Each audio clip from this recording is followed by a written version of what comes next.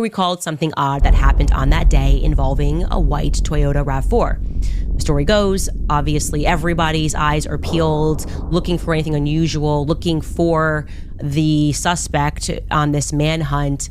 And there's an officer who catches a speeding car shortly after the shot is fired. And this officer is convinced that this is the killer. I'm going to be in hot pursuit of this killer. The officer pulls over the Toyota RAV4, and when the officer gets to the window, the driver of the RAV4 flashes an FBI badge. We've had too many revelations in the past 48 hours for me to recap everything, so I'm going to save some of that for my episode tomorrow with Baron Coleman. But I do want to give a quick shout out to Blake Bednarz for that edit. That was one of the big bombshells that Candace dropped, was that allegedly a RAV4 was pulled over by the local cops, and the person driving it flashed an FBI badge, and then they let them go, I guess. You got to really look at that footage. I mean, if in fact it was a white RAV4, you could see what a RAV4 looks like. That looks like a RAV4 to me. If it was in fact a newish RAV4 that was essentially shadowing Tyler or whoever was the shooter on that roof, the timing on that looks extraordinarily suspicious, particularly given that we're told Tyler Robinson worked alone. If you have an FBI agent on the scene prior or at the moment of the attack, that is red flags to the end of the earth. But the big breaking news didn't stop there. They sent these bomb dogs out. They go over to the area and they find nothing. Seasoned officers plus the dogs crawled the area and came up dry. Until, fast forward, so many miracles in this story, fast forward to when the feds arrive. And what happens then is that federal officers direct 3 police officers who, I'm told, between the 3 of these officers, they had less than a year and a half on the force, okay? Like, these officers are pretty spanking brand new, just like everything else in the story. And the federal officers specifically direct them, check again over yonder, check again yonder, right over there, because I just don't trust that super high-grade technology of a dog's nose that we have. And guys, you're not going to believe me. The nose that's trained to pick up gunpowder, explosive, combustible material, they get an F. But lo and behold, these police officers, bam, there it is, the gun. We've got the weapon. Woo! There's no cheating here. We nailed it. We might as well get rid of these dogs, right? So long story short, the Mauser 98, the alleged murder weapon, is found only after the sniffing dogs have already gone through that area, don't identify it, and then they are essentially, some rookie cops are told to go back and check that area again, and then it happens to be there, but only after the FBI's arrived. All right, so combine these 2 stories. Now, granted, they're unverified at this junction, but combine the 2 stories, and you may have a FBI agent on the scene at the moment of the murder. And you also have the murder weapon, which is not found by the dogs, which are trained to do so, but it is found after the FBI is on the scene. You starting to sniff what I'm sniffing? But it doesn't stop there. We've also got confirmation that I was right. That yes, Erica Kirk was lying, or she was mistaken, if you want to be very kind about it. It was Erica saying that she had Charlie's phone and that Charlie never texted anybody the night before saying that he thought that they were going to kill him. And that obviously reflected poorly on me, because I was the one who said that he did, in fact, text multiple people the night before. They owned that right away and explained. Erica said that she has Charlie's phone. She's looking at his iMessages, and it turns out that he, like everybody else, communicates on Signal. He communicates on Telegram, and that those when she heard me say that, they then went and looked, and yes, that what I said was true. Andrew Colvett received a message the night before, and Dan Flood received a message the night before. So here's what you're to believe. You're to believe that the investigating team handed over the cell phone of the murder victim to his widow, did not wipe the phone, probably didn't chase down those leads, but also did not inform her that she was sitting on a device that contained within it messages in which her husband, the victim of a murder, texted, or through Signal messaging, sent messages to multiple people, including the head of his security, that they were going to kill him. And again, I just want to have everyone take a step back, because sometimes we get too caught up in the details or we get too macro. Just think about what I'm saying. You have a victim of an assassination who's saying the day before he's assassinated that his life is under threat, that they are going to kill him. And that device with those messages is handed over to his widow, the wife of the victim. And there's no conversation with her about the fact that these messages exist on the device that they're handing to her. Weird. Assuming that actually happened, extraordinarily bizarre. But even more bizarre, why has that not been chased down? Why? And also, I might add, even if the investigating team, be it the feds or the local PD, hand over that device to Erica Kirk and they don't inform her of those messages, are you the type of person that wouldn't go, I'm going to look through this and see if there's anything that might help in solving this murder? Now, some people could say, well, she's too emotional. She's a widow. She's devastated. Okay, sure, maybe. But she's also been on a media tour for the past week. She's done hours of media. So she's clearly not totally incapacitated. It's been 3 months. She hasn't looked into it. She hasn't handed it to anybody in the TPUSA organization to have them look into it. Anybody feel like that's totally bizarre? Just think rationally here. If it was your spouse that was assassinated, would you not be digging in? Really? Now, maybe you're so emotionally distraught and crippled that you just can't bring yourself to look at his cell phone and see what he has to say. Okay, maybe. But if you are that distraught and you are that crippled, are you getting out of bed at all? Are you going on a cross-country media blitz? And on that media blitz, are you actively saying something that is contrary to the facts that is in your possession? That you have the cell phone of the deceased and yet you haven't looked at his Signal messages? I only looked at his text message. I didn't look at the Signal app. It's like, are we buying this? Is anybody buying this? One of the reasons why I really want to sit down is because I want to walk out of here and feel confident saying to my audience, hey, like, there's stuff going on behind the scenes, but Tyler Robinson shot Charlie Kirk. Like, that more will come out, but you can take it from me that this is what happened. He said that they have nothing but the affidavit. Okay, so what we have seen is what they have. What is being discussed publicly, this whole non-expert problem with well, you don't know. It's like what you read, his messages that don't have any dates on it, Tyler Robinson writing out everything in the clean alibi. That's what they have. And what he explained to me was that that's the affidavit stage. They have not seen anything that you have not seen, is what I want you to know.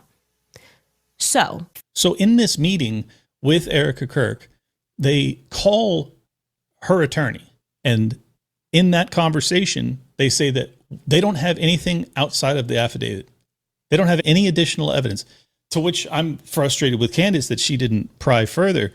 Why is it then that she, Erica Kirk, the attorney, all of TPUSA, is so adamant that it was Tyler Robinson and he worked alone? If you don't have anything outside of the affidavit, why are you so confident? Why are we all so skeptical after looking into this? And why are you not? And if you are strictly relying on the affidavit or the write-up, it's like, that's enough for you to just be totally, totally confident. You know everything is on the up and up here. I'll just be honest with you. It doesn't sit right with me.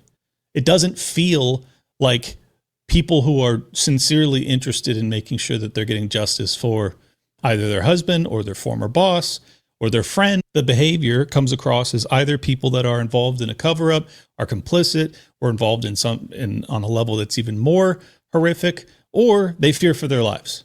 Like, those are the only options I can come up with, because if you're just a honest person in pursuit of the truth, I do not know how you have a device that has messages on it that says, I fear for my life, they're going to kill me, or they are, and then he's killed the next day, and you go on a media tour in which you lie about that fact. How is that possible at all? The quotation that Andrew Colbert shared on his X feed is not a direct quotation from the surgeon, at all. Rather, what I was told is that what the surgeon communicated very clearly to Andrew And yes, it is absolutely true that the surgeon, Dr. Lee Trotter, hunts, so he does have experience with bullets. What he communicated is that it was likely a frangible bullet that was used. Now, for those of you who don't hunt, maybe don't shoot, and you're not familiar with that term, frangible, like what's a frangible bullet? That refers to a specialized ammunition that is designed to disintegrate into powder upon impact with a hard surface. So it essentially reduces the risk of a ricochet.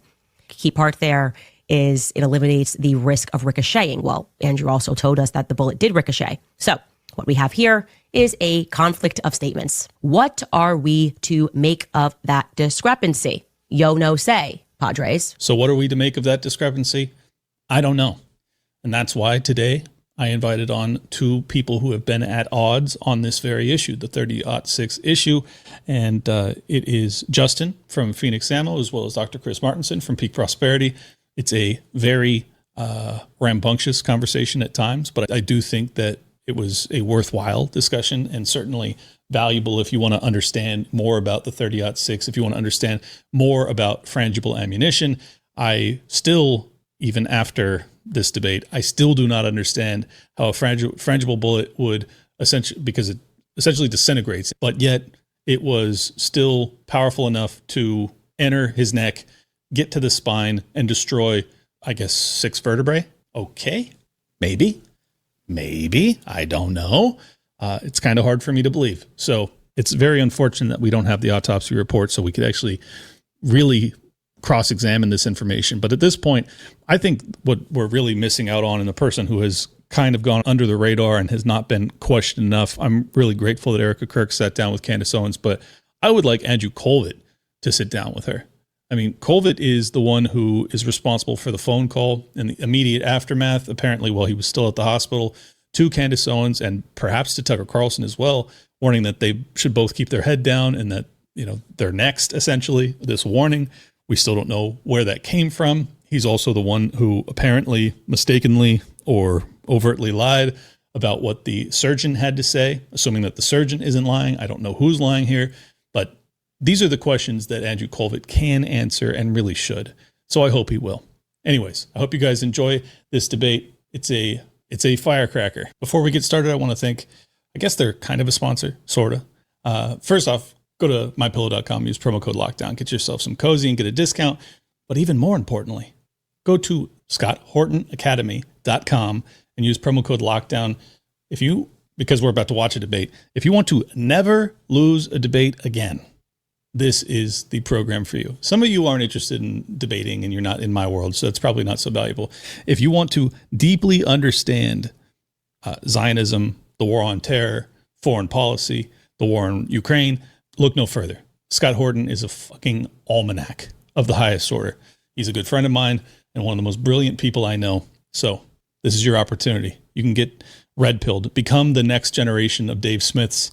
The Scott Horton Academy, again, that's scotthortonacademy.com. Use promo code LOCKDOWN to get yourself a discount.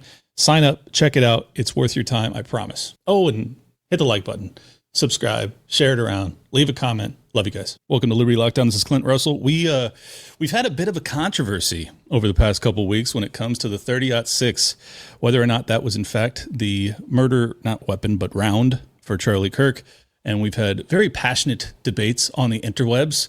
And instead of continuing the completely fruitless yelling on the internet, we're going to do some yelling in person, virtually through a live stream. We've got Dr. Chris Martenson and of Peak Prosperity, as well as Justin Nazaroff of Fenix Ammunition. And I think you can probably figure out Justin's background as to why he has a strong opinion on this, but I would like to hear Chris's opinion. Or why do you have a strong opinion on this, Chris? Because I'm a big believer in physics, and I'm a big believer in things making sense. And I've gone through an entire lifetime of being lied to about big events in my life. That would include 9/11, Building 7, the magic bullet for JFK, RFK's murder, not RFK Jr., RFK the senior, on and on and on. And so what I really get annoyed about is when I'm being asked to accept basically a magic bullet theory as the most probable thing, and not my first rodeo. Here's the two things I know when I'm getting fed a load. One, It's a really improbable situation. Two, when you question it, you get attacked. Bots, swarms, all kinds of things happen. And so this is how it's felt to me. It's felt, let's just say, not entirely organic. And listen, I'm just here for the physics. I'm a physics guy. I'm a math guy. I'm a scientist kind of guy. So I like things to make sense. And so I'm just trying to make sense. Yeah, I just got to interject real quick and explain, because I am essentially serving as the moderator tonight. I'm going to try and not talk very much, but I do want to basically put my bias out there.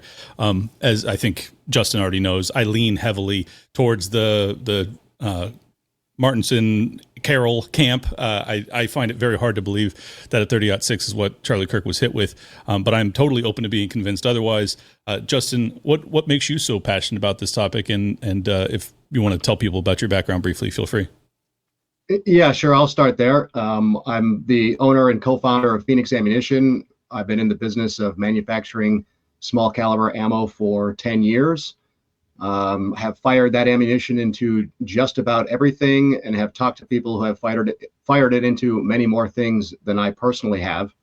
I've got something like 800 or 900 hours of hands-on firearms training experience with every big name firearms training company in the country, Cogworks, Haley Strategic, you name it. Prior to this, I spent 10 years in insurance consulting for aerospace and defense companies. And I also am a physics guy, and I also am a science guy. And that's really what brought me into this conversation. I'll say right off the top, I couldn't really give a shit about TP USA or, really anybody else involved in this entire conversation. I have no reason to support one side or the other.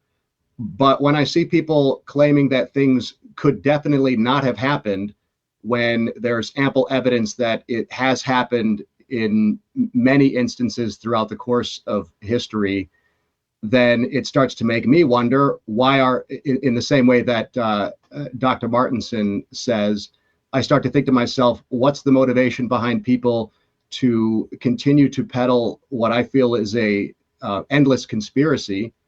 And I'm in a position where I'm fortunate enough to have a platform large enough to talk about the things that I've personally seen and personally done in the ammunition industry for the last decade.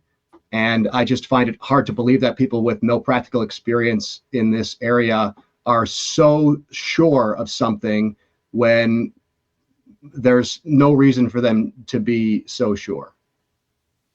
Fair enough. I think that I forgot to mention something. I've been a shooter for over 40 years. I have a Dillon 550B reloading press. I've probably reloaded 250,000 rounds in my day. I do long range shooting, pistol shooting. The only thing I won't reload is shotgun shells because that's stupid. Here's some 30-30s I've reloaded. Hey, there's a 30-30 round. Here's a 308 that I've also reloaded. They look almost similar. This has maybe 60% of the power of this. So I've done a lot of shooting. I put a lot of rounds down range, and I'm a science guy. So I chrony everything, which means I'm measuring how fast everything's going. And I look for terminal. I mean, this is something I've done a long time. So that was probably part, Clint.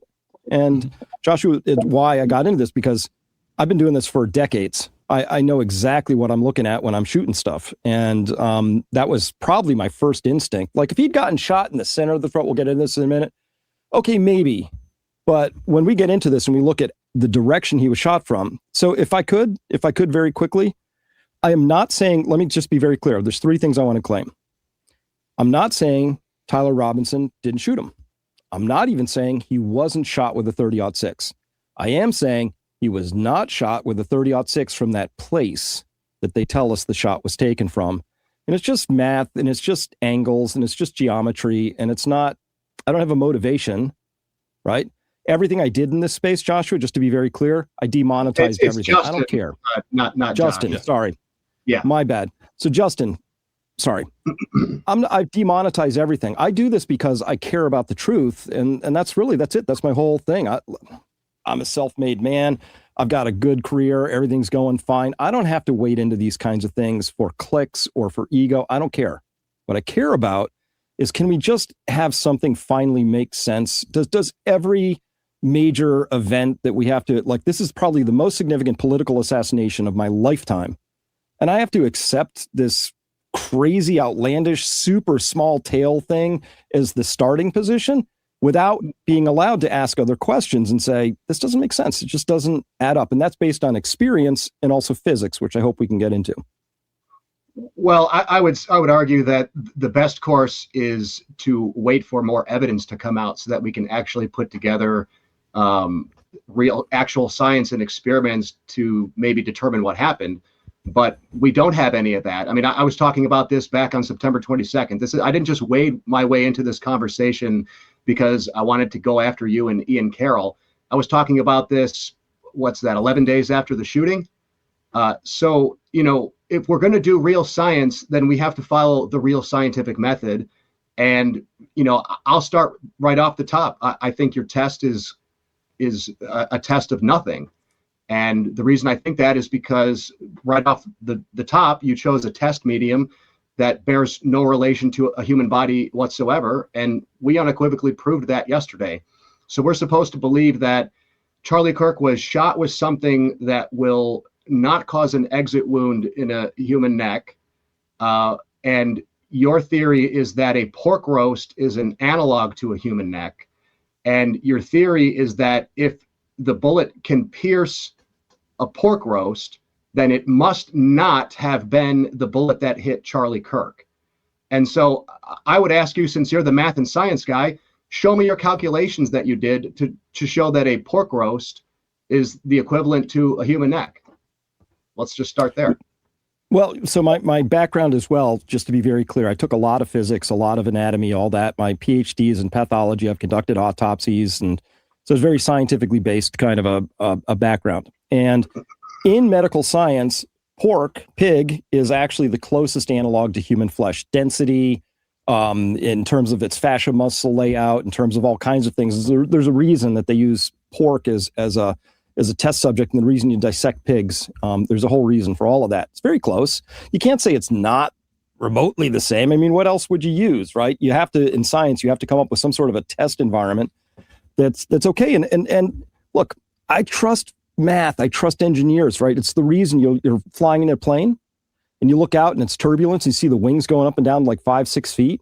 Thankfully, there are people out there who understand Newtonian physics, calculated it, and the stress loads that those wings are capable of handling, the safety factor is multiples above that. And the reason I bring this up is it's not like it's even close, Justin, that the human neck was going to be just torn apart by this round taken from that location, okay? It's that the physics is so extraordinary. So, what's extraordinary about it? What's extraordinary about it is this. But let's capture some territory because I think it's important to make sure that we're really clear on this. Let me pull up a couple of things here, Clint, just in case, and see if people can see this. Okay. So we have some stuff that came out. Colvette said Man of Steel and the high velocity powered round somehow got stopped in his neck. So can we agree that this is the spot on top of the Losi building that they say the shot was taken from? And they have some evidence tags here. They say that's where the shot was taken from. So we have that. Okay. Captured territory 1. This is what we're talking about. A 30-06 round fired from that spot down towards that tent you see in the background, pierced Charlie's neck. And we can calculate this is about a 10-degree angle roughly. So just a slightly less, but call it 10 just to keep it easy. We know that Charlie was under this tent. He was right under the peak of that roof. The tent was arranged square with the entire place. We know that he was sitting square with that tent at the time of the shot being fired. So he's pretty much square up on the front. Now, I could make a slight case that he is tilted a little bit to his left, possibly here, but it's a pretty square setup. And we have a lot of visual references to say we know where he was sitting. We know where they say the shot came from. And when the shot happened, we know that we saw his shirt fly up like this. We know that there's a hole that appeared in the side of his neck that's off his midline. Didn't show up in the center of his throat. It's over here. And that's important because when you have a shot way over to the side, we have to account for how that shot got from there over to hit his spine. And here's where the problem comes in. Because we have a 10-degree angle, shooting angle from the top of the Losi building, hits about here, if this is the neck on the blue dotted line. And then it would have gone straight like this. Now, how does it get here? I know it doesn't sound like a lot, but it's actually a lot. So at the C6 level, which is about where this thing would have entered, we would have seen this is about where the bullet hole would have been. It would progress like this, and it's going to barely clip. These are these little tubercles that sit off the side of the neck. They're totally weak. Anybody who's broken their neck probably broke a tubercle. It's not a significant bone. Totally insignificant. So to get the round that would go over and actually hit here and hit his spine, it has to be from a very different angle than he was actually supposedly shot from. That's the substance of this. And by the way, if he was rotated a little, tilted to his left a tiny bit, it makes the angles even worse, because the more you rotate this to the left, the more you're going to miss the spine. From a downward angle, it was also just under a 10-degree angle downward. It would have missed bones this way too. Chris, could you pause for a second? Because I want to let Justin at least address what you've said so far and see if there's anything he disagrees with as of now. Yeah, I mean, you don't know exactly what angle Charlie was sitting. He was moving around in a chair. He was sitting forward a little bit at the time. We're talking about a few degrees in either direction, and you don't have an autopsy report. So you don't actually even know what it hit. Your theory is based on third-party hearsay from Andrew Colvett and other people who were talking to a surgeon right after their best friend and business partner had been brutally murdered in front of the world. So you're expecting two people having a very rough conversation to remember exactly what a surgeon said, and you're expecting a surgeon to, in layman's terms, tell two people who just watched their friend get brutally murdered exactly what was hit and what was not hit. The magic spine and the steel stuff, all that's complete bullshit. If you ever had a conversation with a doctor, let's flip it the other way. Let's say Charlie had survived. The doctor would have come out and said, oh boy, every person I've ever seen get shot in this way has been killed. But man, Charlie Kirk, he's such a tough guy. It was a miracle and that he survived. So none of that means anything. You don't have an autopsy report. So you don't know what was hit. And so all of this is just conjecture. Until you have an autopsy report, you can't say what was hit and what wasn't hit. You can look at the angles all you want, but you can't get the angle exactly perfect. So if it's 5 degrees one way or the other, based on where you think the shooter was positioned on the roof, that's great. But we're already adding so much variable into this equation that, again, the likelihood that you can completely rule something out is zero. Well, a couple things there, Justin. First, even if it had somehow hit midline and hit the back of his spine, probably would have just blown clean through that. But just how do you know that? Based on what? Because the margin of error, like the plane wings bending in turbulence, the margin of error here is so large, right? You don't even know what projectile hit him. You don't know if it was a soft. That's why we ran our test with everything from 125 grain reduced recoil rounds up to 220 grain rounds. We tried every possible 30-06 round that's commercially available. Through a pork shoulder. Do you know that we fired a 22 long rifle through a pork shoulder? So your theory is that anything that can fully penetrate a pork shoulder would have fully penetrated Charlie's neck.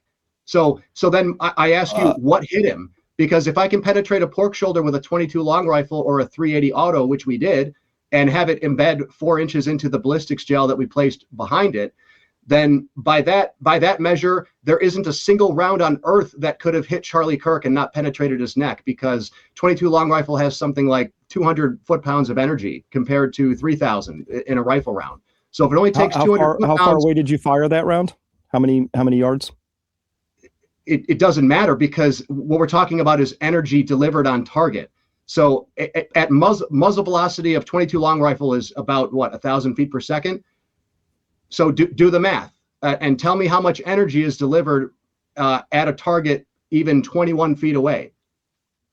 We're talking about energy delivered on target. And the problem is you don't even know, the caliber, maybe, because, the rifle that he supposedly used is not natively chambered in 30-06. Usually it gets rechambered into some sort of a Wildcat cartridge, some of which use 30-06 as a parent case. So again, this is all conjecture. You have no idea what the actual cartridge was. And therefore, all we can look at is the energy delivered on target. The energy delivered on target of a 380 auto at muzzle velocity is, I believe, under 300 foot-pounds. It's 8 to 9 times less than a 30-06. And that penetrated all the way through the pork shoulder and about 6 inches into the ballistics gel. So if we follow your experiment and we follow your test methodology that says a pork roast is a good analog for this test, then there isn't a single round on earth that could have penetrated Charlie's neck and not left an exit wound. That's what we can. No, that's complete garbage, Justin. That's complete garbage. I get things to stop with 22s and 380s in targets all the time. Well, we posted pictures of it yesterday. Maybe you should check my feed. We've got all kinds of pictures.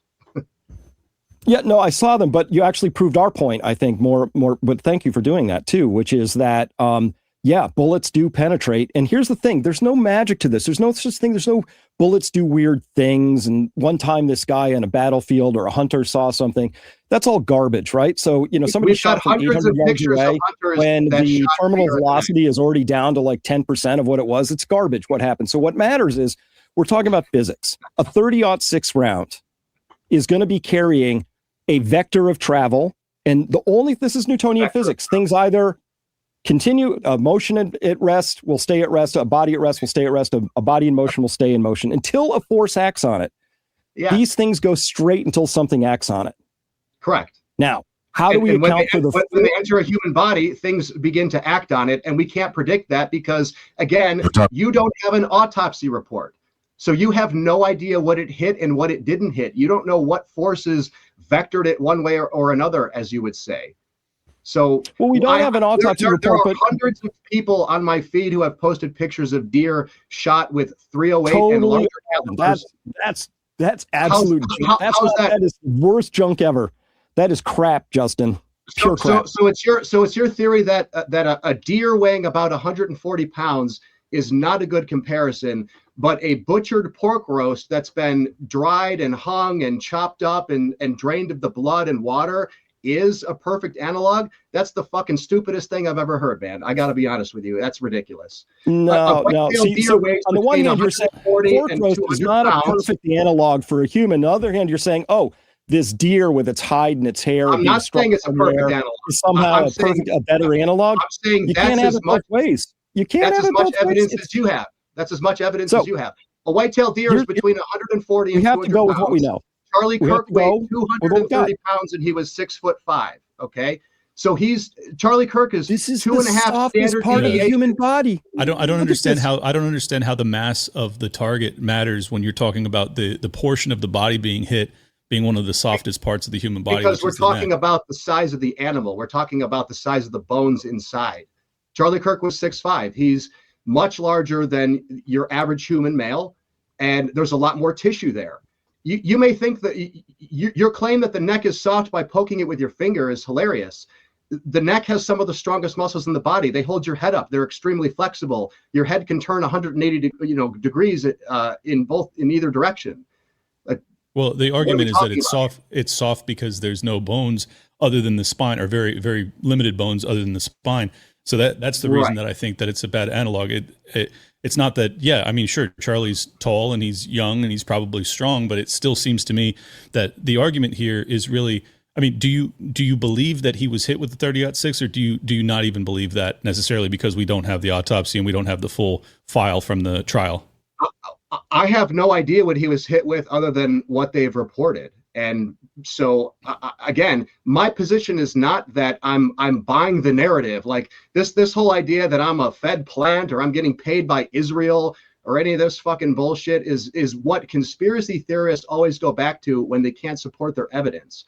All I'm saying is that you cannot rule it out in either direction, and I'm happy to wait for the evidence and find out. What I do know is that when a soft point or a hollow point round hits bones, they start to fragment, often into many pieces. And depending on how many bones were hit, it could have fragmented into 3-4 different pieces.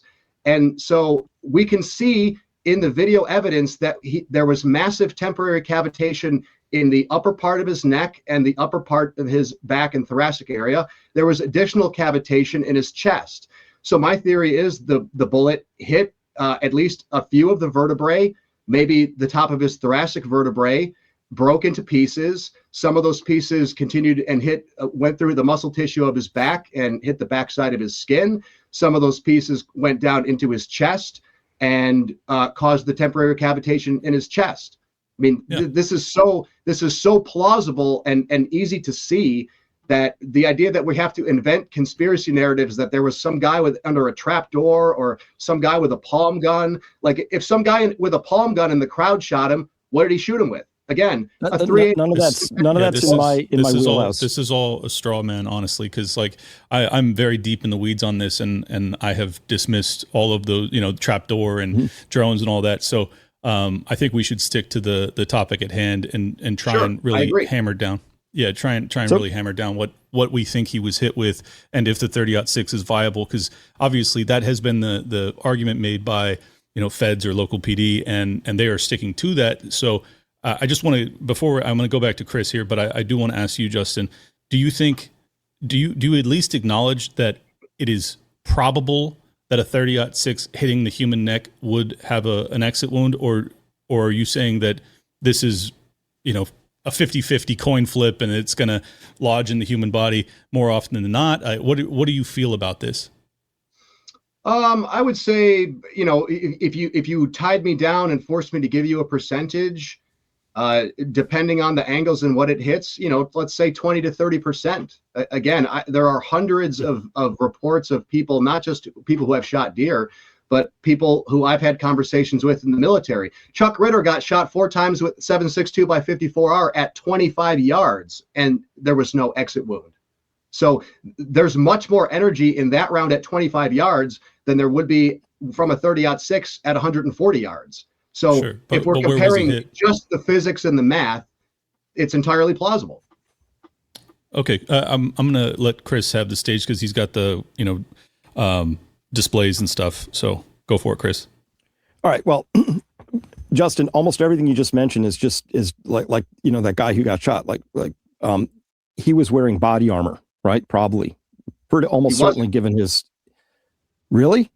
He was a special operator out in the field in a hot zone without body armor. Did you talk to him? Did you look at the pictures? That's what you're claiming? That's what he's claiming, I believe. Yes. Not what I heard. So here's the subject at hand. Okay, so you say that the neck has the strongest muscles out there, but the problem is the bullet enters here. There's a very thin wall of muscle. It goes through. We've got the big old jugular, and we've got the carotid here, and it's going to be going like this. If it comes, even if I'm off 5 degrees, I mean, we're going to end up here instead of here. It's not a big deal, right? You can see that right here. That's 5 degrees gets you there. 5 degrees off the other way gets you there. The problem is we have to take this black line and bend this all the way over to the solid part of the spine.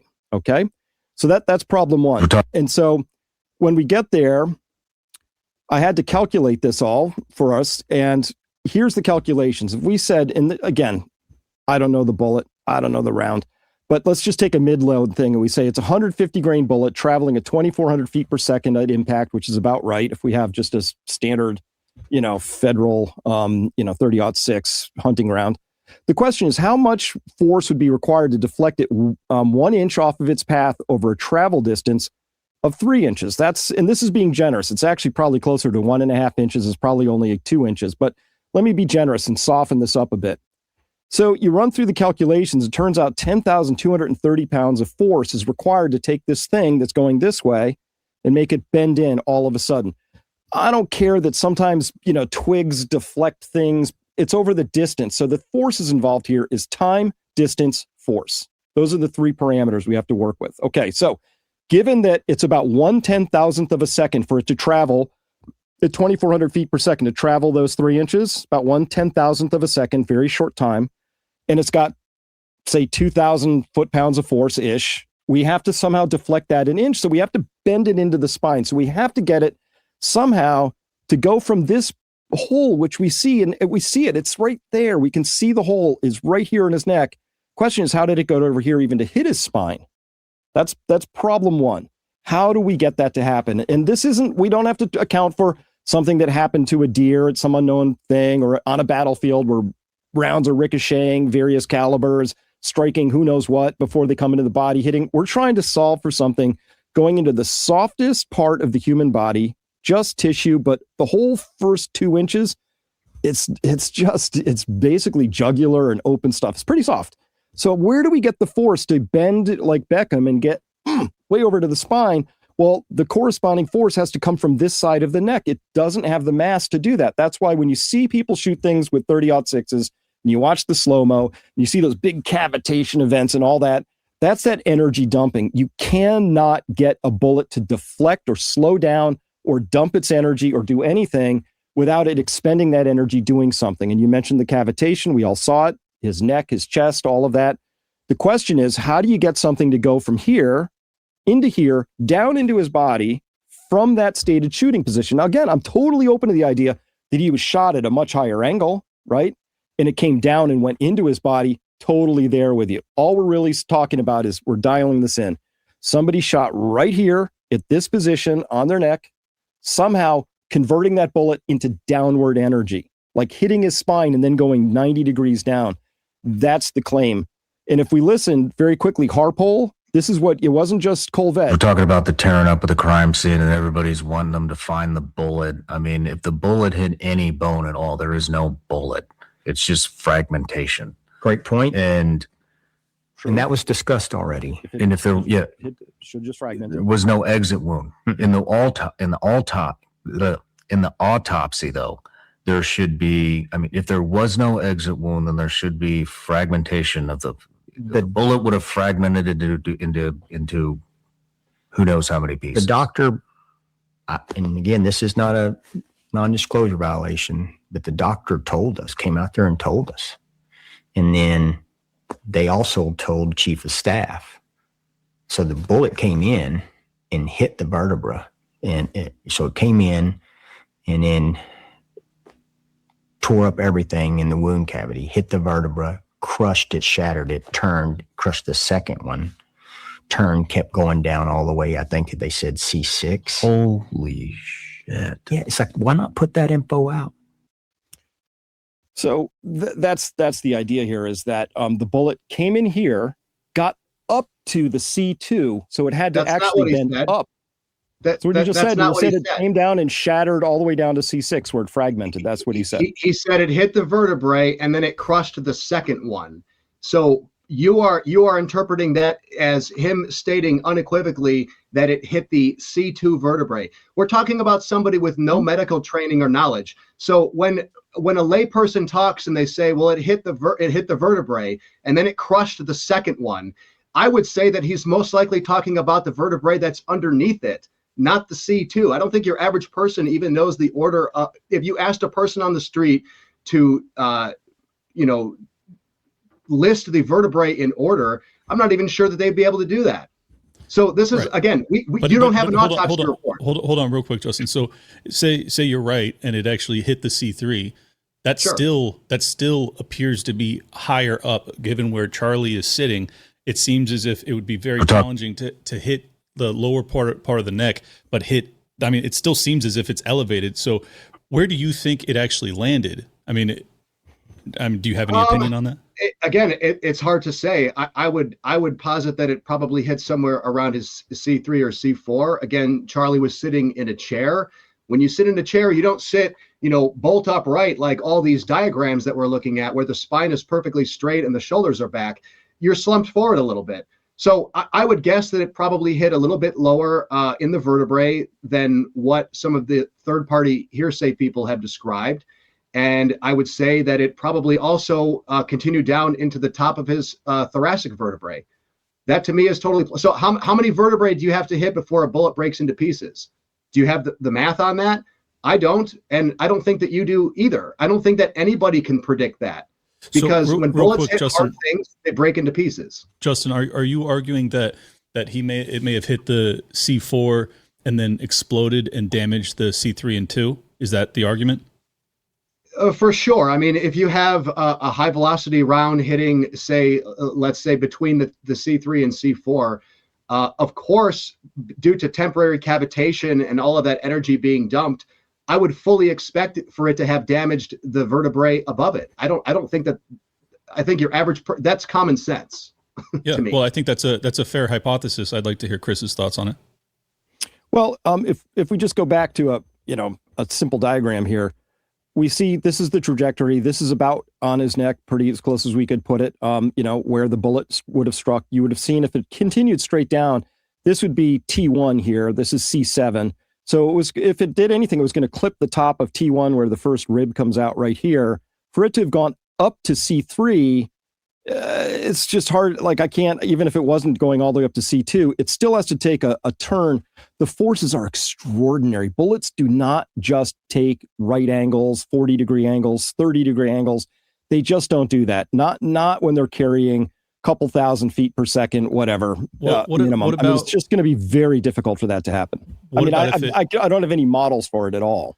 Right. The problem with that diagram is that, again, the spine is almost perfectly straight, and I don't think that's the angle of Charlie's spine at the time he was shot. If he's sitting down though, and he is hunched slightly, wouldn't his face be even more guarding of his neck vertebrae? Not really. Turn your head just a little bit this way, and it's completely plausible that something could hit you right here and not hit your face at all. I don't think that's a problem. If I turn my head even just a little bit to the right, there's no guarantee that it would hit his head at all. That's not the argument I'm making, though. I'm saying if you're hunched over and your face is down, that means that the round itself, if it's hitting here, I still think you have the same math problem to get up to the C3 and 2. Well, I'm not saying that the bullet went upward into his C3 or C2. I'm saying that if the bullet hits you in your C3 or C4, let's say, or even as low as the C4, C5, would you expect that there would be no damage in the C3 or C2? I think that's crazy. People damage their cervical vertebrae in car accidents, and sure. They have remote damage when things get you're talking about a lot of energy being dumped. So yeah, I agree with all that. I agree. Those things are getting jammed upwards. I don't think that's implausible at all. Well, no, I agree with all of that. What I'm saying is that based off of the diagrams and basically your counter saying that, well, he's sitting down, he's hunched over, it still seems to me as if it'd be very challenging for it to hit, even at the C4 would be kind of a math challenge, and then to have the explosive force to damage the C3, C2 and not exit is where it starts to get confusing, because it's like, all right, you're arguing that there's a tremendous amount of force, but there's no disagreement from Chris and I on that, but then you're arguing that it has enough force to essentially explode that vertebrae, explode multiple vertebrae above it, but not exit, and that's where I get kind of confused. Right, because my theory is that when a bullet hits several vertebrae, it's almost assuredly going to break into pieces. And if you take a bullet, a 180 grain bullet, and you divide it by 3 or 4, and now those lighter pieces have to course their way through some tissue, it's entirely plausible that they're going to A, change direction, and B, not exit. Candace Owens had an episode today where she says that Andrew Colvett was essentially just flying by the seat of his pants, and that this whole miracle neck line from the doctor that was put in quotes was nonsense, and that the doctor is actually refuting it, but this is secondhand, so take that with a grain of salt. But they also said that he may have been hit with a frangible round. So I would like you guys to address that. I would like you to address the frangible round, but also the other hypotheses from Blake and others that have said that what we're seeing there is an exit wound. Neither of you have mentioned anything about that. If you have any thoughts on it. Well, before we move on, oh, sorry. Can I just put this up real quick? Because the idea was he was hunched over. This is from a video taken from almost square in front of him when he was shot. This is the frame immediately before he shot. This is the first frame. So these are a 30th of a second apart. So this is somewhere in the vicinity of a 30th of a second or so before he's shot. I think you can see he's not super hunched over here. There's just no way to claim that. He's a little slouched, but his whole neck his chin is up. He's got much better posture than I have. That's for sure. Correct. Yeah. Same. Likewise. Right. So, So he's upright, he's shot right here, and somehow we have to account for that bullet somehow turning violently down into his body, maybe breaking on a C4, 6, whatever, transferring all that load up.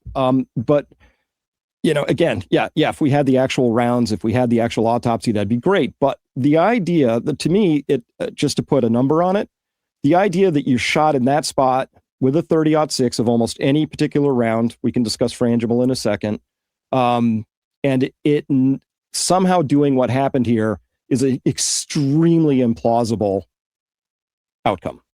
Extremely implausible. So how do we get to plausibility?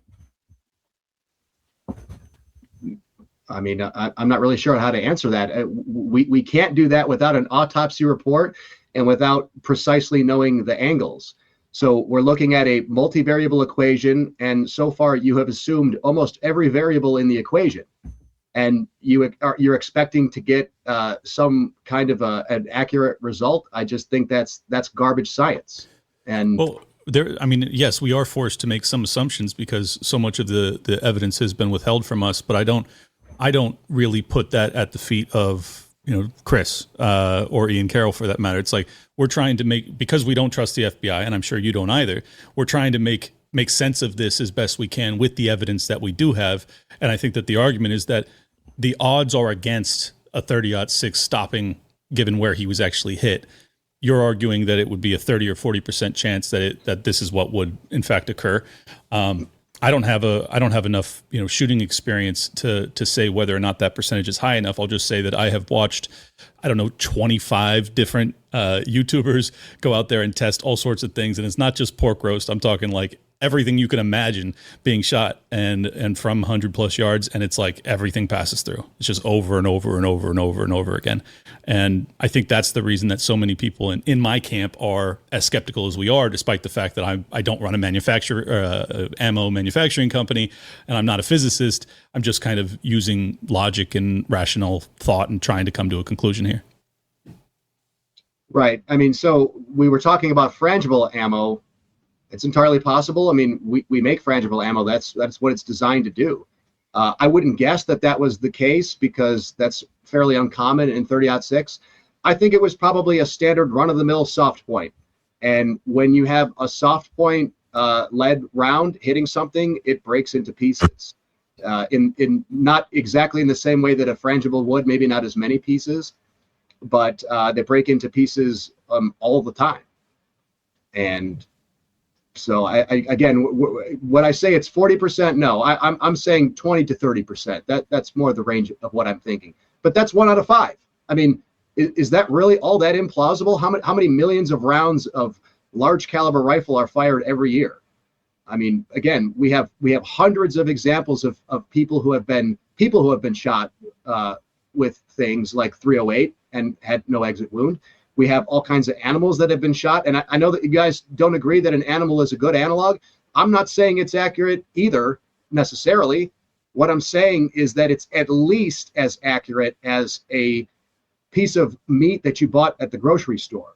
And again, we already proved that every possible round that you could shoot at a pork roast will go through a pork roast. So what are we talking about? What did he get shot with then? He got shot with some kind of magic round. My other thing is, why would the FBI, if we delve into the conspiracy world here, and we come up with all kinds of different theories that the FBI planted this and they're lying about that, why would they make such a fundamental error in lying about the caliber? Like, we're supposed to believe that there's this grand conspiracy involving all kinds of different people, and they planned this thing out very carefully. They planned to pin it on this shooter, but they fucked up so bad in the caliber decision. I mean, that's basic. Well, have you ever seen congressional testimony when it comes to gun laws? Of course. Yeah, these people are fucking idiots. Well, I would posit that so is a large percentage of people who think that they know anything about guns, to be honest with you. And that's what I've learned in 10 years of having exactly these kinds of conversations with anti-gunners who claim that things could never have happened that have happened. Sure, so but I'm just saying that I'm having the same discussions. I'm just saying that that the fact that they may have used the wrong caliber gun in terms of planting the evidence, it's like there's lots of other examples of that, from 9/11 to JFK assassination. There's always holes in the plot, so to speak. So I just think that's I don't find that to be a convincing argument as to why it couldn't be possible. But I do want to get your thoughts on the frangible round, Chris, because you haven't commented on that. It's possible, but now we're into the territory where we have to posit that this kid has access to what's going to be fairly esoteric ammo. People ask me, why didn't you try like the accelerator round, which is a 55 grain saboted 30-06. I mean, they don't make them anymore. You could buy them off of eBay. It's possible, but then you wouldn't have heard a story that there was a bullet recovered in any shape, because it's only 55 grains to start with, which is tiny. And after that hit stuff, those things just turn to dust. So if any 55 grain accelerator round that would have hit a bone and shattered it, if that's what we're going with, that's just going to be dust. I'm sorry. That thing's traveling almost 4,000 feet per second when it arrives 3,800. It's going to turn into nothing. And neither of you have any concerns with the, I'm not going to show it obviously, but the blood loss pattern and the arguments that in fact this was an exit wound that we're witnessing? No, I think, again, it's people who don't know anything about ballistics. What happens when a bullet enters the body is there's what's temporary cavitation. And then there's another phenomenon called dieseling, where if you look at slow motion video of things being shot into ballistics gel, you will see the rapid expansion of hot gases that often light on fire and create what looks like a small explosion inside the gel. And then all of that gas gets pushed back out the entrance wound, if there is no exit wound particularly. But typically the dieseling happens closer to the entrance wound. And so more of that gas gets pushed out of the entrance wound, which often can make the entrance wound much larger than it was initially. And it causes all kinds of things like blood to spray out of the entrance wound because it's being forced out by the gas. So that's what I'm going with too. Perfect. 100% what I would expect to see. Yep. And that's the same conclusion I've come to. I felt like it would be a mistake if I didn't ask you guys, because some people in the audience, I'm sure, are in the Bednar's camp where they think that it was a rear entry of the round. So, and that's also how we know that it was a large caliber rifle, because you would not see that phenomenon with even maybe a 357 Magnum or some sort of a pistol cartridge. You mean the cavitation, right? You wouldn't see that. Not you to that extent. You wouldn't see dieseling. You would definitely see cavitation, but you wouldn't probably see dieseling in the same way. No, but I mean to that extent. And by the way, we also have audio recordings. We have a crack thump. It's a supersonic round. The idea that somehow there was a supersonic round fired from a rifle, that's most consistent with the audio. It was coincident with some exquisitely timed thing that probably you wouldn't even get right 10 times on a studio set, and you did that live. It's just implausible to me that he was exactly shot at the instant we have that crack thump coming in from a hot round. So I pretty much rule all that out. Explosions, exploding mics, that would all show up. We would have audio evidence of that, right? That would be a signature sound that would come out. We don't have any audio evidence. His shirt doesn't show explosion. You remember those in Lebanon when all those hot, Hezbollah pagers went off? Do you see the pics? Yeah, They were shredded pants, shredded shirts, shredded hand. I mean, when explosions happen, they don't go in one direction. They could be sort of directed, but man, they go in all directions. So all that, I think we could just put that aside. There was a high velocity round that came in from somewhere. I agree with that. And that's the exact logic and conclusion or reasoning behind that conclusion. But I did want to ask you briefly, because I know you've done some work on this, the incredible propulsion of his shirt that, launches it almost up to his cheekbone. Are you convinced that is strictly the cavitation event or the cavitation launching his necklace upward that causes his shirt to do that? Yeah, I am. Let me see if I can find this and pull this up, because we did a bunch of experiments. It's not perfect. We had to use ballistic gel. So just give me a second, see if I can find this here. Well, while he's doing that, Justin, would you like to address that? Yeah, I mean, again, the human body is incredibly resilient, and while our skin is not as tough as deer skin, it is much more elastic, and it can stretch quite a bit more before it breaks. And so, yeah, in the front with the shirt, where it comes up, it looks like that's his necklace.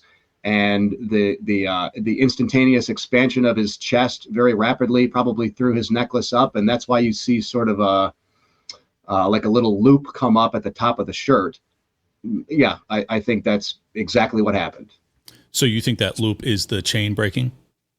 Seems to be. Yes. Yeah, I mean, it could also just be his t-shirt. I mean,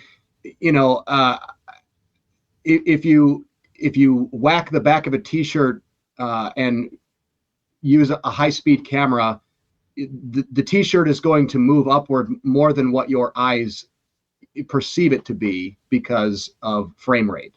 So could it be his necklace? Could it just be that, think of like dropping a rock into the water, right? You have a big sort of plume that comes up as the rock enters the water.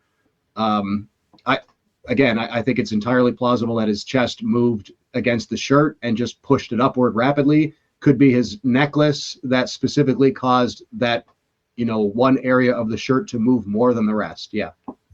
Okay. So Chris, you want to run that footage? Yeah, here's why I love running the experiments. So what we did here is we poured a gel block with another block on top to simulate a neck and a body, and we put a necklace around it and with a pendant on it, and then also a t-shirt. Okay, and we shot it from two sides. This is on a GoPro. That's in real time. That's all you see. What did your eye see? Right? Not a lot. So this is at 260 frames per second. That's the first frame, second frame. Oh my God, look at that. And now, once all that cavitation transfers down into the center body of the block from the neck, you're going to start to see the t-shirt. It's going to move. It's going to do some crazy stuff. It's going to move around. All of this is just absolutely invisible to the human eye. And now we're on the other side. We have a Xiaomi 15 camera, and this is shooting 460 frames a second. There you can see there's the chain breaking. We shot it 3 times, and every single time with a fresh chain, the chain broke every single time. And so you can clearly see that the t-shirt is taking some of that inertia from being expanded and thrown. And even after the gel collapses back, which is super fast, the t-shirt continues on its merry way because it's been thrown into the air a little bit. And so this was a shot through the neck, pretty much right off axis, right where we would expect with 30-06. I think we were using 150 hollow points on this one. Didn't matter. Just real quick, is the argument that the cavitation of the neck itself made it expanded so wide, just ever so briefly, that it was actually wider than the circumference of the necklace? Yeah, it could also be his chest. It could have actually broken that, but it's probably more likely that it threw the necklace in 2 directions so rapidly that a link broke, because just the inertia of it. Best guess. I don't think it expanded so large that it became larger than the physical circumference. Yeah, it's just the physics of this. It's so fast. The cavitation's about 1,000th of a second. It's very rapid. So the forces involved are enormous. Okay, I appreciate the clarification. As you guys can tell, I've been very deep into the weeds on this case, and I'm just trying to get answers to all of the original things that I thought were plausible, but I kind of dismissed as I did additional research. So that's basically in alignment with where I'm at with this so far. Justin, you said you were kind of besmirching the motives of some people that have disagreed with you on this topic, and I would like to understand why you feel that way, why you think that it can't be sincere disagreement as opposed to something nefarious. Well, I mean, in Ian Carroll's example, I personally have somebody in my close family that I watched go through every conspiracy that you could possibly imagine. He bought all sorts of books and DVDs from people like Ian Carroll and such, who told him all kinds of things. Sovereign citizen, you don't need a driver's license, you don't have to pay your taxes.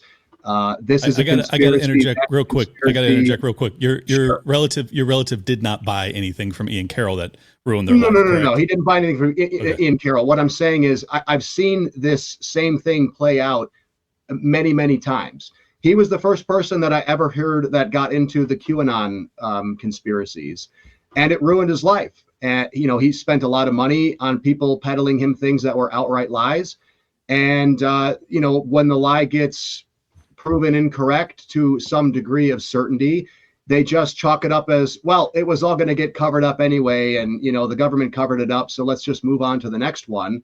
And those people continue to make their money, and it ruined his life. He ended up divorced, lost his house, lost relationships with many of his friends. And I see the same thing playing out with Candace Owens and Ian Carroll in particular, where they are, dividing many parts of the, whatever you call it, conservative, libertarian, right side of the political spectrum. And I believe that it's primarily motivated by profit. And I think that it's easy to see that because these people make their money on selling clicks and views and impressions and super chats and subscribers. That's the way that they make their money. That's their product. Given the history of political assassinations in America, not just in our lifetime, but shortly prior to it in the 60s, I'm surprised that you're not on the same page. Honestly, that your initial starting frame to analyze these things is that, oh, this is a lone gunman, single round from a distance. That you're not just instantly in the skeptical camp that the rest of us are. So I'm just curious why that is. Why are you confident on this one? Well, I'm not confident. All I'm saying is that it can't be proven one way or the other, and I'm happy to wait for the evidence. But in the meantime, I'm not going to sit idly by while I see people say that something 100% could not have happened, which is what Ian Carroll has said about this. So, I've been. What makes you confident that the evidence is going to be forthcoming? I mean, that's the thing that I'm most. See, but that's the trick is, let's say that some evidence doesn't come forth, then Ian Carroll in his mind is proven correct. I mean, well, if we don't get the evidence presented to us, should we not assume that we're being lied to? Well, I think that, this is sort of the hot hand fallacy. Just because the government lied to you yesterday doesn't mean that they're lying to you today. Are they probably lying to you? Probably, maybe. It depends on what we're talking about. But we can't look back. Evidence of a previous conspiracy is not evidence of a future conspiracy. Well, I'll grant you that. But when it comes to political assassinations, I think that you should be leaning towards a conspiracy at the outset when you don't have any information, and then basically migrating backwards towards, okay, I actually trust what the feds or what the local PD are telling me here. I just haven't seen enough evidence presented to the public to give me any sort of comfort as to the truth of their claims. Additionally, I've seen a lot of lies, provable lies that I have documented. Candace Owens has as well. Ian Carroll has as well. I'm sure Chris has as well. When it comes to TPUSA and the private communications that Charlie Kirk was having in the lead up to his assassination, so much so that he was fearing for his life 48 hours prior. He was saying that he was leaving the pro-Israel cause. I mean, these are proven facts that were lied about by TPUSA, and it's like, all right, so we already have a reason to suspect foul play. Charlie was fearing for his life, and it was basically hidden, so much so that his widow was then handed over the cell phone from the investigators, which she then went on a media blitz and lied about the nature of the messages that were sitting in her possession, only to then be challenged by Candace Owens on that, and then finding those messages that they were in a different messaging app, according to her, Signal or whatever. It's like there's a lot of reason to be highly skeptical of what we're being told, that this is just a random kid who fell in love with a transvestite. Sure. I mean, I'm not even saying that that's what I believe. Do I think it's completely plausible that the FBI encouraged this person to do it, or maybe even direct? Sure. I would be fully willing to believe that, but I don't really care about any of that stuff right now. What I care about is what I know, which is ballistics and firearms and ammunition. So that's what I've been focusing my efforts toward. What I think honestly is this is probably going to be the next evolution of mass shootings. I mean, look at the last mass shooting that we had. It's a week later and hardly anybody cares, to be honest with you. But here we are still talking about Charlie Kirk, and only one guy died. So I think that this is probably, if you're a crazy person who was planning a mass shooting, you're looking at this and going, well, shit, if I shoot 20 kids in a school, nobody really cares anymore. But if I blow Charlie Kirk's, head off at a TPUSA event, now I can cause an extreme amount of political rancor within the right political spectrum and throw them into a frenzy. So I think that's entirely plausible, and I wouldn't be surprised if we see another one probably in the near future.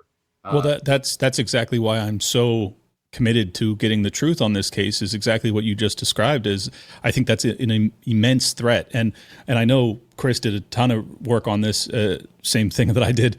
Well, he did it at a much higher level when it came to the assassination attempt in Butler, Pennsylvania against Donald Trump. And it's like, we still don't have answers on that. And I don't think we will ever get them.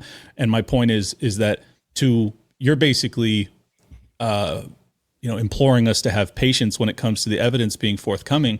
I'm arguing, I think there's a distinct possibility this kid ends up taking a plea deal, that we don't ever have a trial, that we don't, or he dies in prison, or, who knows.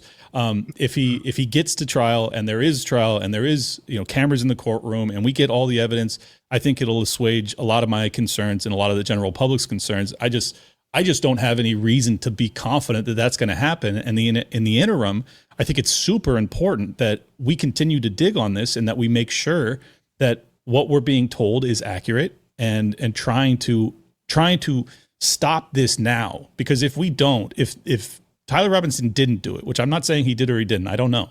But if he didn't, or if he didn't act alone and he's the only one that's punished for it, well, then exactly what you're warning about will become common practice. And it doesn't have to be random, lefty radicals. It could just be intel agencies that recognize we can get away with this. It doesn't matter about all of the advanced technology, surveillance cameras, cell phones, geo-fencing and tracking and everything else. We can still fuck these people over and lie to them and get away with it, just like we did back in the 1960s. And if that's the paradigm that we exist in, we're in a lot of trouble. I would agree. If I could just say that, I'm sorry to hear about your relative who seems to have not been strong enough to resist, getting harmed by what you call conspiracy theories. But I'm a little bit more concerned about the 1 million+ people for every one person like your relative who got harmed by the conspiracy theory that called safe and effective, right? We were lied to so comprehensively about vaccines, and it's all trickling out now. Years later, unfortunately, millions of lives have already been destroyed by that. You can't right? use that argument here because it's completely different. That's got nothing to do with QAnon. QAnon didn't bust the narrative on COVID. I got fined by the state of Michigan for not following COVID procedures. QAnon has nothing to do with Chris and Ian Carroll's research on the 30-06 topic either. Correct.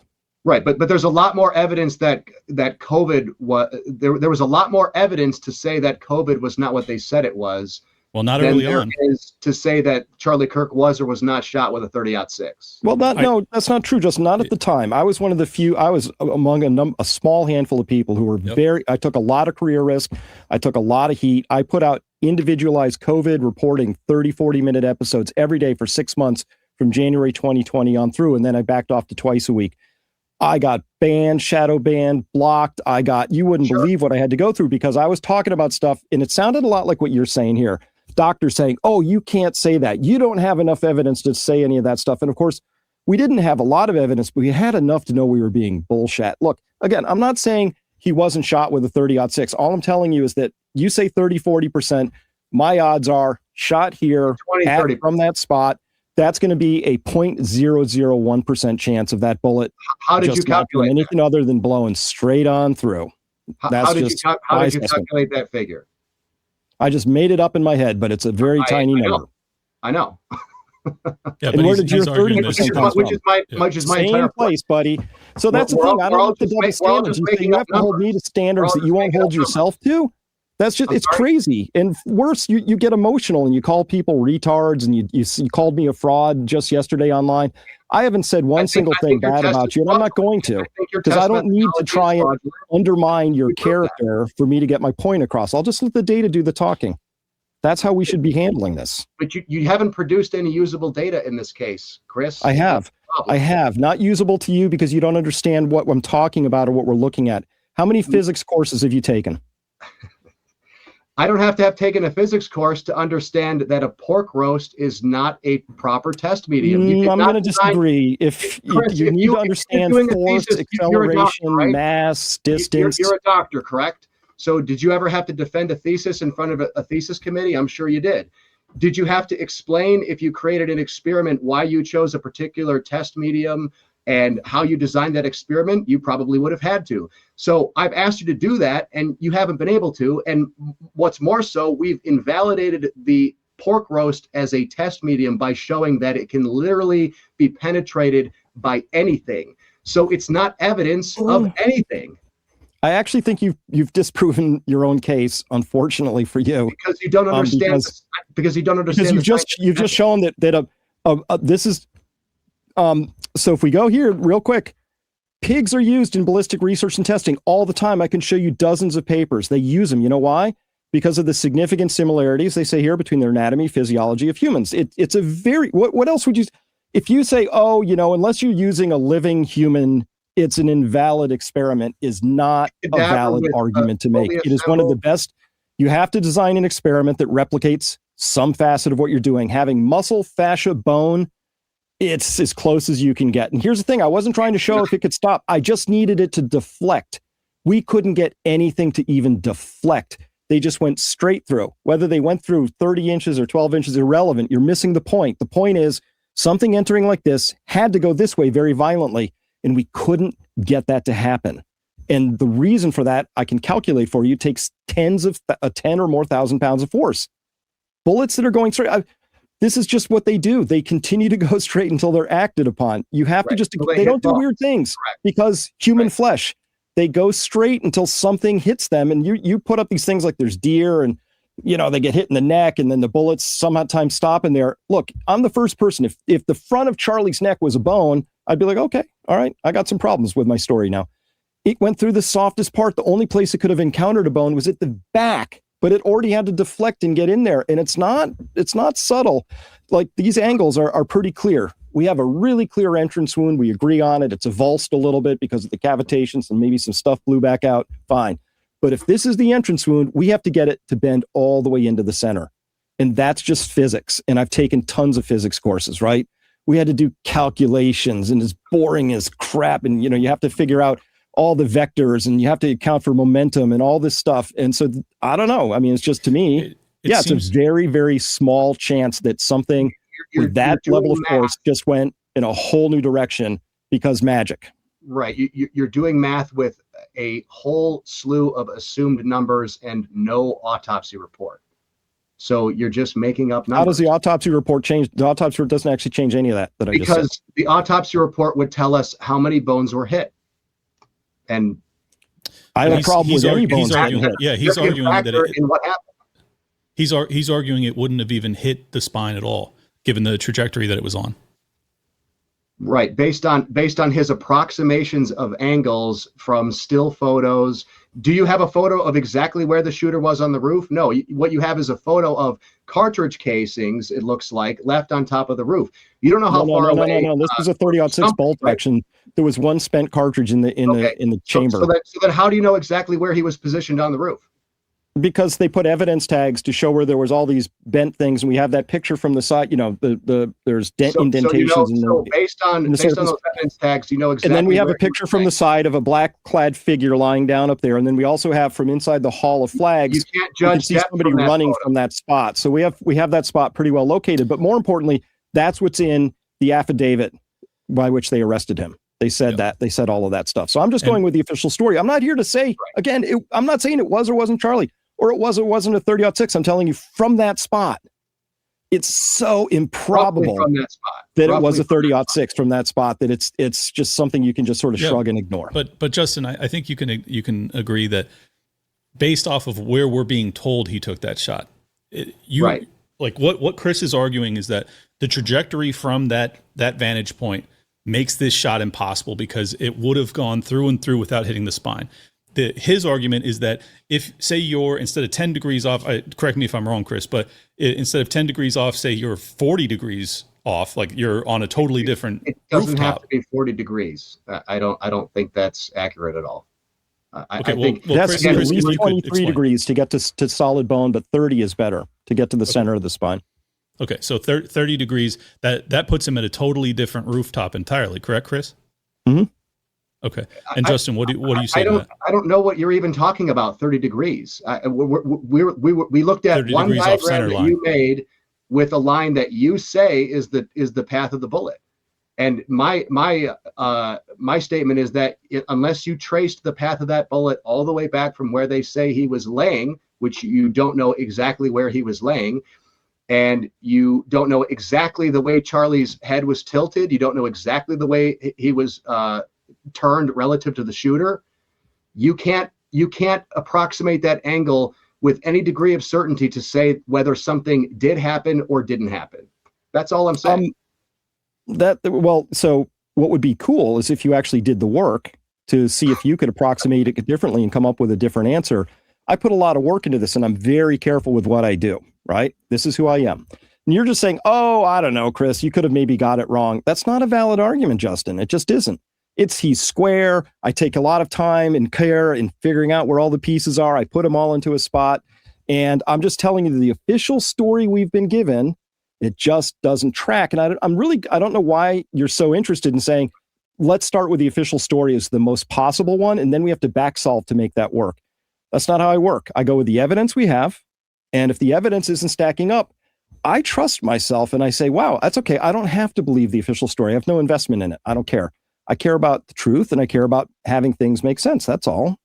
Simple process. No, I think you have come to the conclusion that it wasn't a 30-06, and you're working backwards to determine that it wasn't. That's what I think. Nope. I've already said maybe 3 times. I can make a 30-06 work from a different spot, an entirely different position. But now if that happens, the whole official story gets a little hinky, right?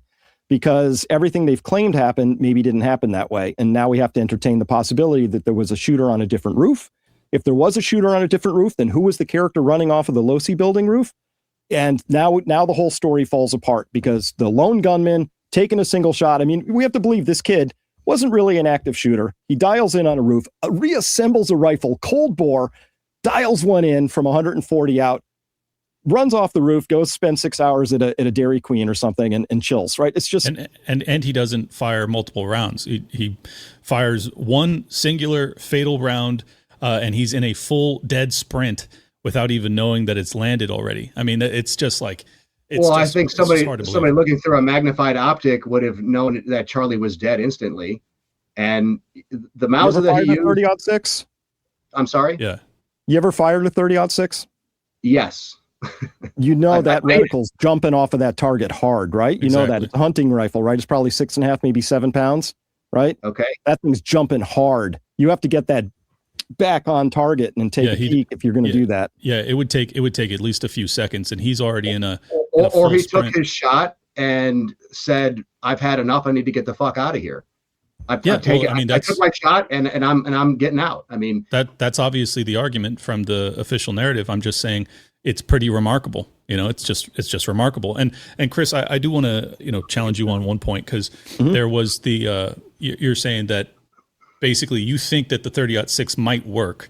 I think a lot of people would have disagreement with you on that even if it's coming from the 30 degrees. And by the way, I think you're coming up with that percent or that degree percentage from center line, correct? Mm-hmm. Yeah. Okay. I just wanted to answer Justin's question. That say in fact it is 30 degrees off and it is entering at a trajectory that could hit the spine. Why are you then fairly confident that it could in fact not have an exit wound? I would be much more confident if I could get 2 things. I need it to come from a steeper angle from the side and a steeper angle up high. Right. If this thing is if this entrance wound is a little elongated because the bullet's tanking in like this and is coming down into the body, now I could make a case for that. Now I can't account for the cervical spine or whatever being shattered at that point, but we do know that Charlie's heart was stopped instantly, right? So you had the cavitation effect. We all saw that blood pour out, but that's what it did. It poured out. The cavitation pushed the blood back into the head and then it slumped out. But you didn't see 3-foot carotid arterial spurting because his heart was stopped instantly. And that gives us a big clue, right? I agree. I totally agree with your assessment on that, but I gotta challenge it just because what we're being told now is we've been told repeatedly that they got a pulse for Charlie Kirk at the hospital. How the fuck is that possible? I'm super skeptical of that. Me too. But that's what his heart was stopped instantly. That kind of mechanical damage is really hard to get restarted. I agree. I don't understand it at all, but Candace Owens said it again today. that someone close to the surgeon is again telling her that, yes, in fact, they were working on him in the hospital and that they had a pulse. And I'm like, I just don't see how. I don't know. Well, I just wanted to ask. You can create a pulse if you infuse a lot of blood into somebody. I think he was, there's a difference between brain dead and body dead. I think when the bullet hit his spine, I think he was dead instantly. You can just see by the way his body slumps. That's exactly what I would expect for it to be. And if they were able to pump a bunch of blood back into his body and get a pulse, yeah, I mean, I think it's entirely possible for them to have created what I would argue is sort of an artificial pulse in the sense that it was going to make no difference whatsoever. But again, that's the kind of thing that, a doctor says, well, we were able to get a pulse for a moment, but it was too late. It's just interesting to me. Yeah, it's just interesting to me because it doesn't make sense that like this guy from, my granted layman perspective, but it just seems like he's so obviously instantaneously deceased, and to bring him into the hospital, it had to take, I think, 20 minutes or so to then start to work on him. And it's like, I mean, it's just surprising that they would even infuse him with blood and get his pulse going again at all. I don't know. It's just very interesting to me. When you have a bullet with no exit wound and, the blood is probably pouring in within the body, that's not always apparent when you first come into an emergency room. And so that's true. They may have seen a nasty entrance wound and thought, yeah, you know what, this is probably not going to turn out great, but let's just do whatever we can and let's pump some blood into him and see what happens. We're talking about a big public figure. They were probably going to do everything that they possibly could to assuage people's concerns that they didn't work hard enough. I think that's possible. Yeah, well, and I'm glad they tried regardless, because I wish he was alive. But I do want to go to closing comments. Is there anything else, points of contention that we should address before we get out of here? Not on my side. Points of contention. No, it's just, for me, it's just from that spot, from those angles, from everything I've calculated, it's just really improbable. And what I also don't like is so there was a couple other, this is coming off of my scientific side, but I again, like I said, not my first rodeo. So in the immediate days afterwards, so remember, so Butler happens, right? And we get access to all these different recordings coming out of the audience, right? And they're piling in. And so Charlie gets shot, and I immediately go spring into action because I know you got to grab these things while you can, So I start trying to grab stuff. And first off, there was a real paucity of like quality recordings. And second of all, immediately my Twitter was just flooded with what I'll call garbage, right? And I watched the worst sort of hypotheses. I think the ones that Justin is rightly sort of saying, that's wackadoodle stuff. Those got huge traction. And I judged it was not organic. I don't have any evidence for that, but just watched it enough. I know what organic traction looks like in a comment. And I watched these people putting out stuff like shot from behind. Look at these bullets caught on film. Like none that, which by the way is not a thing for high-speed rifle rounds, just not a thing. So at any rate, I watched that. And so what I was seeing was an immediate application of force to try and muddy the waters. And when I see that, I know there's interested parties doing that. It's not organic. You can make your best guess as to who that might be, but it was so fast that it told me that it was a coordinated effort. And that's where I first started to get really curious. And then the second thing was watching the story immediately. When you get the immediate narrative, it was the kid on the roof with the furry friend with the weird text messages with this gun, with the fingerprints and the DNA, case closed.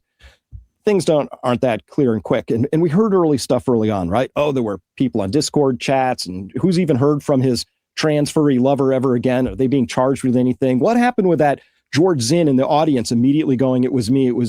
There were just these oddities. And those oddities stacked up for me to say, there's more to this story than we're being told, because there were just too many, right? And then after the fact, to see TPUSA routinely being less than transparent, is the fairest way I can say this, about the substance of various things that were said. And if I really loved Charlie and I was in TPUSA, I would want to get all the truth out there, to find out who killed him. I would be leaning into that as hard as possible.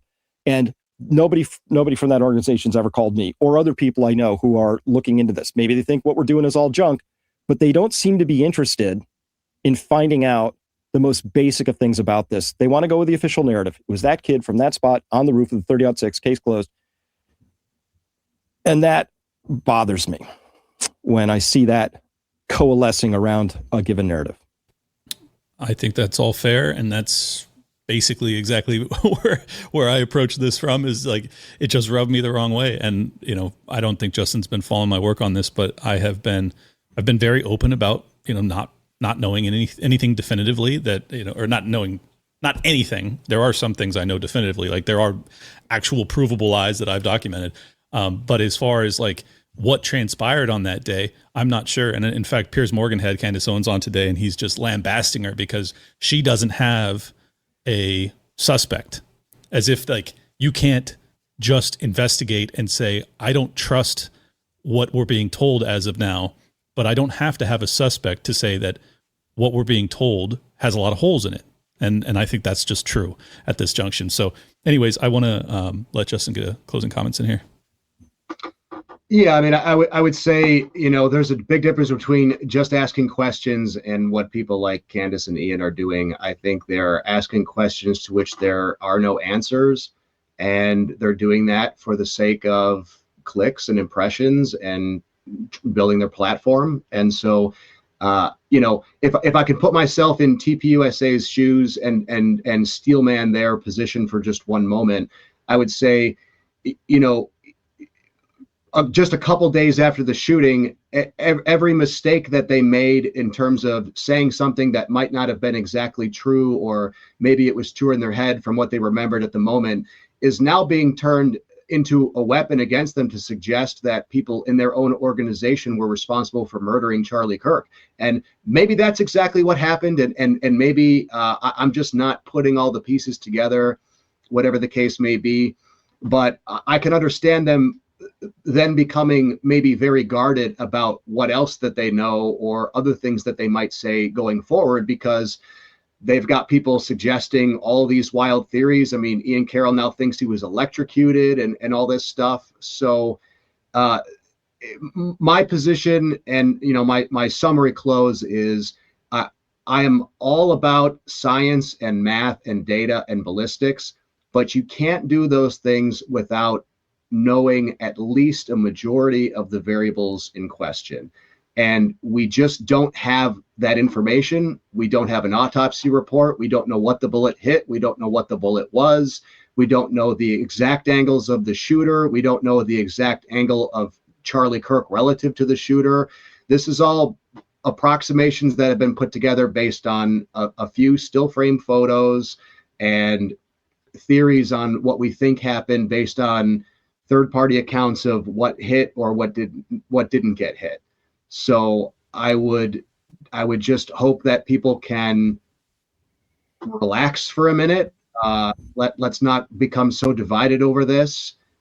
Let's let some of those facts play out. And unfortunately, we're going to have to wait for a lot of those things, because we're probably not going to get that until we get to an evidentiary hearing or a trial, if that ever happens. And I just don't want to see this be the thing that, destroys the right, conservative, libertarian, collective movement, because that's what I see it doing. And I can't believe that this is where we are, that we have, that Candace Owens has become the purveyor of truth in the movement, so to speak. And I just hope everybody can relax and let some of the facts play out a little bit more before we make assumptions about what could not have possibly happened. I gotta make my own closing comments then. I think that TPUSA, yeah, you're right that they would become more guarded because they were caught in early lies, but that still doesn't justify early lies. And I think that's very important, especially when we're talking about him saying he's going to leave the pro-Israel cause 48 hours before he catches a bullet and has his life taken. That's a very meaningful lie. That's not nothing by any stretch of the imagination. It's super significant. And it's not as if TPUSA then became quiet. They continued to do multiple hours of public broadcasting in which they continued to lie about additional small details that you would think would not be really relevant. And maybe they just got details wrong. Certainly, I'm sure some of that is what transpired. And there's a lot of hagiographizing that where you're going to try and make, Mikey McCoy looked like a hero when he in fact probably wasn't, and things of that nature. Sure. You know, there's small lies and there's really, really big ones. And I'm just saying there has been some big ones that are definitely important, especially in the early hours of an investigation of a political assassination that were buried inexplicably. And overtly lied about. And the only person in that period that knew that it was a lie came out and told the truth about it. And that was Candace Owens. And she deserves credit for that. And those people that lied, that you're essentially, you know, steel manning and defending right now, I don't understand I'm not exactly doing that. What's that? I'm not exactly defending them. I'm simply trying to ask people to put themselves in the shoes of people who are in a pretty traumatic situation. Maybe they lied about a lot of stuff. Again, I'm not here to defend TPUSA. I'm certainly not here to defend Israel. I mean, I haven't liked Israel since 2008. So, like, let's get real here, guys. You know, I don't really know what to say about all that. So it is. I'm not saying you're defending Israel or even TPUSA per se. I'm just saying I think that there's plenty of reason for skepticism when it comes to TPUSA, when it comes to the Fed/local PD narrative or the sheriff's department. And I think that Candace Owens, to her credit, has gotten more things right. That is information that was valuable for this investigation than the vast majority of her detractors have. In fact, the vast majority of them have just been putting up stop signs and roadblocks and being deceptive throughout this entire process. And all we're asking for is transparency. I mean, at least that's all I'm asking for. I'm not asking for you to lie to me and say it was Israel. You know, like I just want you to tell me what the facts that you have on hand, and especially if you're going to present me facts, I want them to be fucking true.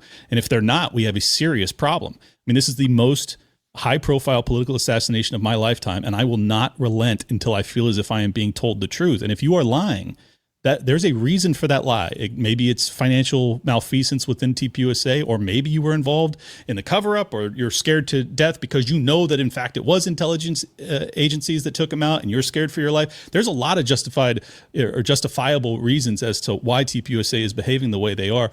All I'm saying is that whatever the motivation is, it matters, and the truth matters. And when Candace Owens gets things wrong, it matters that she corrects the record, and I'm the first to criticize her too. So I just want to say I'm not in the cult here. Like I am, and I think Chris is the same way. We are totally dedicated to the truth on this, and I just want to make one final point is that, you know, your concern over the libertarian, you know, right-wing conservative GOP alliance thing falling apart, I just think it's really overblown that our digging on this case is in fact the reason for the divide. It's so clear to me that the reason for the divide is that the GOP and the Trump administration has completely sold out to special interests, including obviously Israel being probably the top one, but the military-industrial complex more broadly. I mean, we're yeah, but I would say that's always been the case. I mean, I've believed that again since I was voting for Ron Paul in 2008, but I think it's been amplified lately because, you know, there is a huge contingency of people who do believe that this was, you know, the direct result of Israel assassinating Charlie Kirk. And that has caused, I think, an equal and opposite reaction by Trump and a lot of Republicans to say, well, we need to go extra hard and be super pro-Israel because we need to react to these people who are being super anti-Israel all of a sudden. And Justin, they were hold on, man. They were bombing Iran before Charlie Kirk was assassinated. I agree, and I was called an anti-Semite back then for criticizing that. I know, but my argument is that you don't have to convince the Trump administration to act any more pro-Israel. They were already bombing fucking Iran, so it's like I don't think it's fair to put the blame on the people who are not convinced of the official narrative about Charlie Kirk for why this alliance is falling apart. The alliance is falling apart because the GOP sold out to special interests and because there has been deceptiveness and basically just been just feeding us bullshit when it comes to this case. So It's like we're digging. Anyways, I sorry for the long all I'll rant. say as a final thing is I agree with that entirely. I just don't feel the need to automatically assume that Israel was responsible for this. I agree. Because I agree. They have been responsible for plenty of other things. I just don't want to be that guy who is trying to make Israel responsible for every possible thing that happens. They're responsible for a ton of shit that I don't like. And I think we need to distance ourselves from that country in every way, in terms of public policy, and in terms of our, economics and all those things. But I just don't want that to be the thing where if you don't think that Israel did it, then you're a Fed and you believe the Fed narrative. That's all I'm saying. No, of course. And I mean, that has been the one disagreement between Ian and I over the past 3 months is that I do think that we need to be very cautious about basically, like, it's very easy to disprove the official narrative, but it's much harder to come up with the suspect, right? And I think it's a mistake. If you don't know who the suspect is, be very cautious about saying, hinting in that direction. Candace has done the same thing. She's basically been, scattershot, challenging a lot of people in the TPUSA world. And I think some of that has been unfair, but also it has forced their hand to present additional evidence. So I kind of understand the motivation for why she's doing those things. Anyway, setting that all aside, I really appreciate the conversation. I think that it was valuable. I think that it was, broadly speaking, respectful, and I think that it was productive. So hopefully people learned a lot. And if you guys have any questions, please do drop them down in the chat below, and I will try and respond accordingly. Do like and subscribe. Check out phoenixammo.com. Thank you, Justin. Check out peakprosperity.com. Thank you. I don't want to jump on your plug. So if you guys have anything else to say, feel free. We'll start with you, Justin. We are, visit us at phoenixammo.com. We are the leaders of the militia industrial complex. Check us out on Twitter, Fenix Ammunition. We're banned everywhere else because the government doesn't like what I have to say, and neither does big tech. So support us in any way you can, and we hope to impress you not just with our opinions, but more importantly, the quality of our product. Well, and you can get a bag of ammunition with Ian Carroll's face on it, looking very stupid. So, absolutely. Oh man, I love Ian, so I hate to see you guys fight. Anyways, Chris, go ahead. My home site is peakprosperity.com, which you mentioned. And by the way, this kind of stuff is sort of not the center mass of what I do. I care about truth. I care about analysis. I care about adding stuff up. Honestly, the thing that we're focused on most is economy and energy issues and things like that. I truly think that there's an economic shitstorm coming, and people had better be prepared for it. And it's nothing personal, but it's like 50 years of money printing and going off the gold standard and yada, yada. And man, there's some really big stuff happening. So my waggish tagline is, man, if you hated the 99.95% survival rate of COVID, you're going to hate the next recession when it comes in. So I'm just trying to warn people, alert them. I want them to be prosperous. I want them to be prepared. And yeah, I think everybody should have a significant amount of all three precious metals, gold, silver, and lead. So we're aligned on that. But not 30-6s because they don't pass through the human neck. Anyways, I had to take one take. Thank you guys for joining me. I genuinely enjoyed this, and I hope that people get some clarity on this. I'm still torn, but I think everyone can figure out where I lean. But I hope I was as impartial as I could be. I tried to be transparent about my biases. So, anyways, thank you guys. Baron watched a based video by Liberty Lockdown. You should take up his invite to go on his pod. I went and watched him, and I thought, how have I not heard of this guy? The guy's dope. I mean, he's great on air. I would love to go on with him.